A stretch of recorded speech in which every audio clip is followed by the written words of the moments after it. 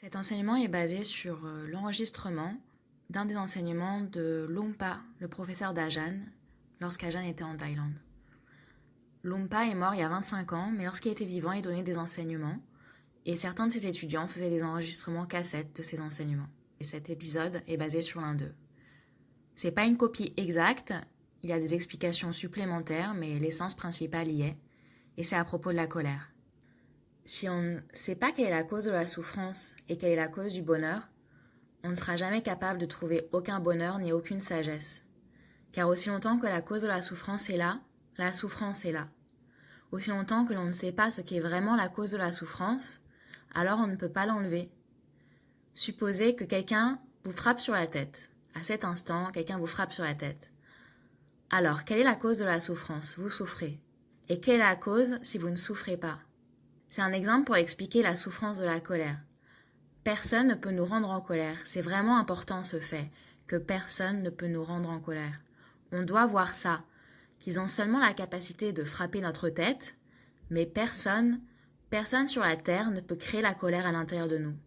Personne ne peut nous mettre en colère. La colère naît seulement dans notre propre esprit. Elle grandit à partir de l'attachement à la perception du soi, de l'ego.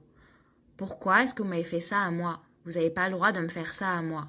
Ajahn raconte à propos du temps où il allait voir Lompa, et Lompa parlait à nouveau de la colère, et il lui demanda « Combien de nourritures différentes est-il possible de manger ?» Et Ajahn lui répondit « Elles sont innombrables, des milliards. »« Et combien de langues as-tu ?»« Juste une. » Et c'est la même chose avec la colère. Combien d'objets de colère a-t-on? Ils sont innombrables, il y en a des milliards. Et combien de colère a-t-on? Juste une. C'est un point similaire qu'il donne ici. On pense toujours que c'est la faute de l'autre.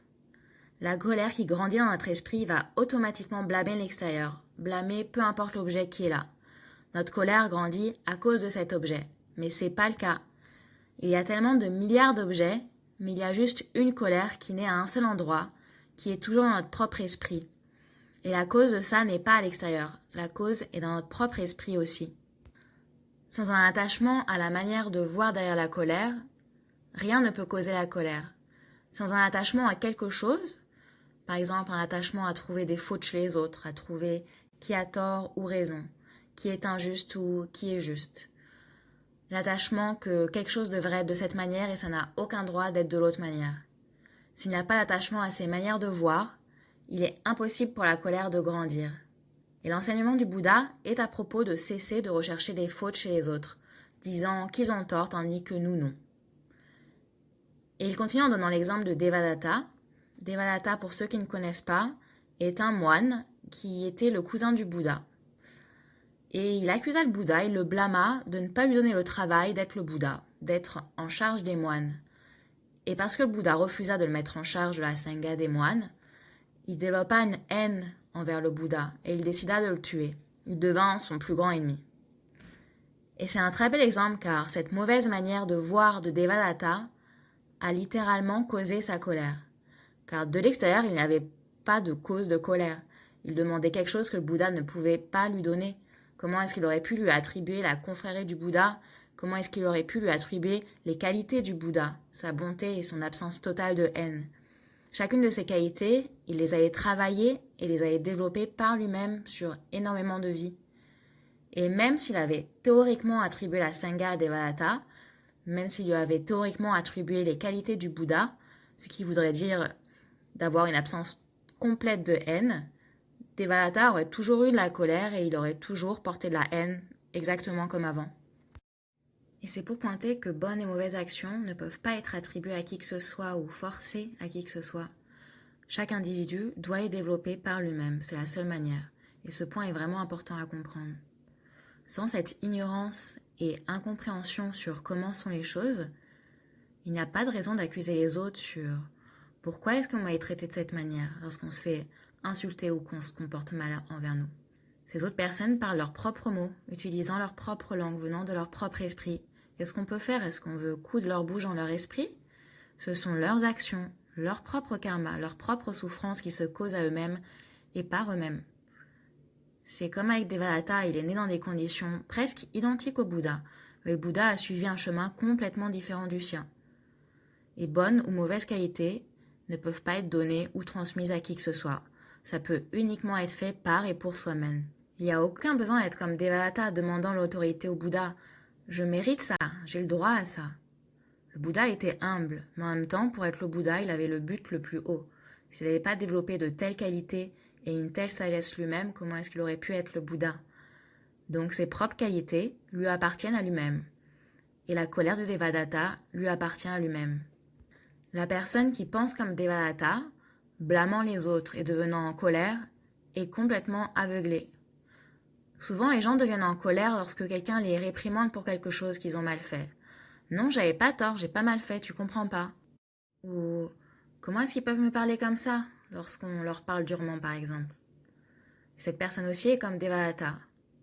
Ou même si c'est pas une réprimande, si quelqu'un parle juste durement ou mal, ou juste agit d'une manière que l'on n'aime pas, si on blâme cette personne, c'est nous qui sommes à blâmer, c'est nous qui sommes en faute. Notre esprit ne peut pas être confortable en blâmant qui que ce soit. On se retrouve pris dans la pensée que cette personne a fait une telle chose à nous. Pourquoi est-ce qu'on dit ça? Il a fait quelque chose, mais on assume qu'il a fait quelque chose à nous, à moi. Par exemple, s'il est mécontenté et contrarié, qu'il fronce ses sourcils, roule ses yeux vers le ciel comme disant « Oh mon Dieu, comme cette personne est stupide, qu'est-ce que je vais faire avec eux ?» Alors son mécontentement, son irritation et sa colère sont en lui. Il n'y a aucune raison de dire qu'il est mécontent envers nous. Chaque personne a son propre droit de faire ses propres actions. Mais nous ne connaissons pas la bonne manière de penser. Et par conséquent, on est déçu par lui, par l'autre personne, pensant qu'il a tort. Et quel est le résultat de ça? Est-ce qu'on devient une bonne personne avec de telles pensées? Comment est-ce qu'on peut devenir bon? Donc, pour donner juste un résumé des points qu'on a fait jusque-là, c'est principalement de comprendre que quand on devient énervé ou en colère, c'est toujours lié à la recherche de fautes chez l'autre, blâmant l'autre personne. Mais ce blâme, cette colère dans notre propre esprit, est notre propre faute qu'on a à cet instant. Et on devrait regarder celle-là, pas celle des autres. Car pour celle des autres, on ne peut rien faire, on ne peut pas forcer l'autre à changer. Mais c'est seulement nous qui pouvons arrêter notre propre esprit. Et c'est vraiment un point intéressant de comprendre ça, que personne ne peut nous mettre en colère. Ce n'est pas à cause des actions des autres que nous sommes en colère. Par exemple, le Bouddha n'a jamais rien fait pour mettre Devadatta en colère. Mais la colère est née dans son propre esprit. Et la colère n'est pas créée par qui que ce soit d'autre. Il n'y a personne à accuser. C'est juste votre propre stupidité, votre propre souffrance à l'intérieur de vous. Apprendre Dhamma, c'est apprendre la bonne manière de penser. On doit chercher la bonne direction pour nos propres pensées, sans parler de nos propres paroles et actions. La souffrance diminue lorsque les pensées conduites par une mauvaise manière de voir se tournent vers la vérité des choses, lorsqu'elles diminuent. Et l'exemple dont on parle ici est l'exemple de la souffrance venant de la recherche de fautes que vous voyez chez les autres, par votre propre ignorance, alors que vous ne voyez pas vos propres fautes, ne réalisant pas votre propre ignorance et imaginant que vous-même vous êtes intelligent à 100%. Si quelqu'un est vraiment intelligent, il ne va pas créer et s'apporter plus de souffrance vers lui-même. Mais blâmer quelqu'un d'autre pour être fou, stupide ou autre, n'est-ce pas s'apporter de la souffrance? Donc apprenez à pratiquer en accordance avec l'enseignement du Bouddha, afin de corriger votre propre esprit en premier, de seulement penser à vos propres fautes, corriger votre propre insanité, et remplacez-les avec la bonté, la moralité, la sanité, la sagesse. Et en premier, on doit commencer par être sage, suffisamment sage, pour connaître la distinction basique entre le bien et le mal, afin de retirer notre propre mal, nos propres impuretés. Et si on ne les enlève pas, ces impuretés vont rester dans notre esprit pour toujours. Peu importe qu'on essaie de les cacher à nous-mêmes ou aux autres, peu importe qu'on essaie de les gérer ou de faire avec. Nos kilesa, nos mauvais comportements, nos impuretés vont être avec nous chaque jour et chaque nuit. Donc le Bouddha vous enseigne ça, il vous enseigne de tourner l'esprit vers lui-même, regarder les fautes, kilesa et mauvais comportements en vous. Et les mauvais comportements sont tout ce qui va à l'encontre de la vérité. Agir en accord avec la vérité et la réalité, c'est la bonté et c'est les bonnes qualités. Donc personne ne peut nous rendre en colère. La colère grandit en nous et la cause de la colère est aussi en nous. Donc lorsque la colère grandit, on devrait voir que la cause est en nous et enlever cette cause, la laisser partir. On doit entrer notre esprit dans la bonne manière de penser pour cesser de blâmer les autres lorsque nous-mêmes nous sommes plus à blâmer qu'eux aussitôt que nous les blâmons. Mais on peut écouter des conseils, mais tout ce que nous écoutons sont les mots. Rien ne va changer si on ne travaille pas dessus et ne le faisons pas par nous-mêmes. De la même manière, on doit aussi lâcher les pensées sur les fautes des autres, car on peut leur donner des conseils et ils peuvent ne pas les suivre. Ils peuvent seulement arrêter leur propre esprit, et c'est seulement pour nous-mêmes que nous pouvons stopper les Kélessa dans notre propre esprit.